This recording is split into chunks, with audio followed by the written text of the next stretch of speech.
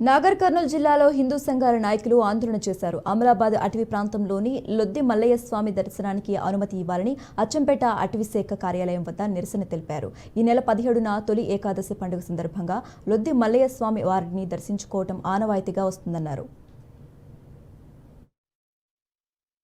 అచ్చంపేట తాలూకా forest ఆఫీసులో ఈరోజు హిందూ సంఘాలందరూ కూడా ధర్నా కార్యక్రమాన్ని ఏర్పాటు చేయడం జరిగింది.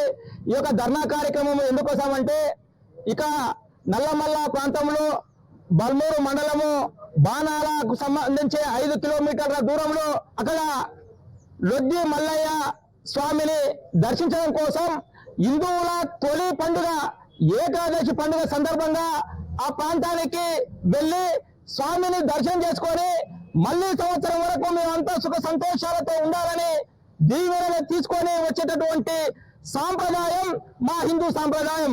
ఇలాంటి సాంప్రదాయాన్ని ఇక్కడ ఉన్నటువంటి ఫారెస్ట్ అధికారులు తుంగలో తొక్కి ఈ యొక్క హిందువుల మనోభావాలను దెబ్బతీసే విధంగా, హిందువుల సాంప్రదాయాలను దెబ్బతీసే విధంగా అవలంబిస్తున్నటువంటి అధికారులు ఎవరైనా ఇక్కడ ఉన్నారంటే అది ఇప్పుడు ఉన్నటువంటి డిఎఫ్ఓ గారు, ఆ కింద ఉన్నటువంటి అధికారులే తప్ప